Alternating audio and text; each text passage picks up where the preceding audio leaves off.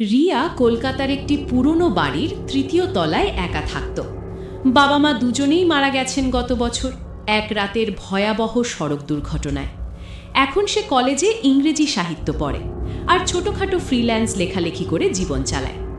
বাড়িটা ছিল খুব পুরনো, উঁচু ছাদ, ধুলো ভরা কাঠের মেঝে, আর জানালাগুলো থেকে সবসময় যেন কেউ তাকিয়ে থাকে। এক শনিবারের সকালে গার্লি মার্কেটে ঘুরতে গিয়ে সে একটি আয়না দেখে। আয়নাটি ছিল অদ্ভুত, গাঢ় ধূসর কাঠের ফ্রেম, যার কোনায় কোনো নকশা নেই, শুধু একটা ছোট্ট কালো দাগ, যেন কেউ হাত দিয়ে চেপে রেখেছে। দোকানদার বলল, ওটা বহু পুরনো, কোনো এক বাড়ি থেকে এসেছে, দাম কম, নিয়ে যাও। রিয়া আয়নাটা কিনে নিয়ে আসে, ঘরের দেয়ালে ঝুলিয়ে দেয়। প্রথম কয়েকদিন সব ঠিকঠাক ছিল, কিন্তু ধীরে ধীরে সে লক্ষ্য করতে শুরু করে আয়নার ভিতরে তার প্রতিচ্ছবি কখনো কখনো একটু আলাদা হয়ে যায়। একদিন সে দাঁত ব্রাশ করছিল, আয়নায় দেখল তার প্রতিচ্ছবি মুখ ধুয়ে ফেলেছে, আর সে এখনও ব্রাশ করছে। সে চমকে গেল, মনে করল হয়তো চোখে ভুল হয়েছে। কিন্তু রাতে যখন সে ঘুমোতে যায়, আয়না থেকে একটা ফিসফিসানি শোনা যায়, রিয়া, আমি তোমার জায়গায় থাকতে চাই। সে চমকে উঠে বসে। ঘরে কেউ নেই, আয়না শুধু তার নিজেকে দেখাচ্ছে, কিন্তু চোখ দুটো যেন গাঢ় কালো, আলো ঢুকছে না। পরের কয়েক রাত সে আয়নাটা কাপড় দিয়ে ঢেকে রাখে, কিন্তু প্রতি সকালে দেখে কাপড়টা মাটিতে পড়ে আছে, আর আয়নার ভিতরে তার প্রতিচ্ছবি তাকে দেখছে, চোখ না পলকানো। এক রাতে সে স্বপ্ন দেখে সে আয়নার ভিতরে আটকে আছে। বাইরে তার নিজের মতো একজন মেয়ে হাসছে, তার জামা কাপড় পরে, তার নাম বলে কলেজে যাচ্ছে।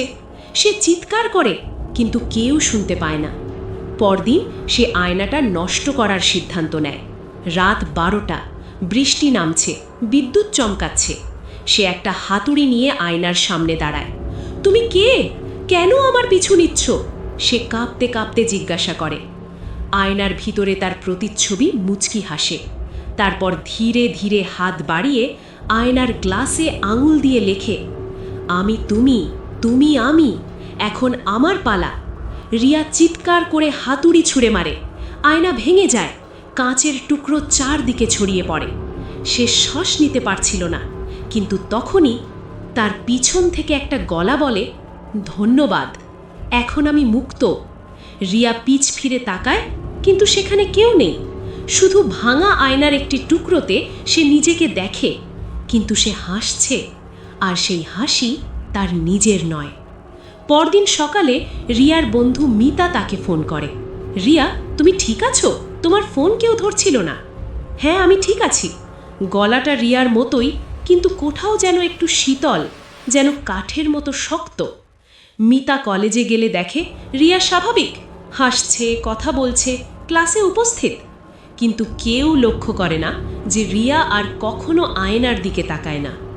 আর সেই রাতে ভাঙা আয়নার একটি টুকরোতে এক অদৃশ্য হাত ধীরে ধীরে লেখে, আমি এখন বাইরে, তুমি কি আয়নার ভিতরে? শেষ।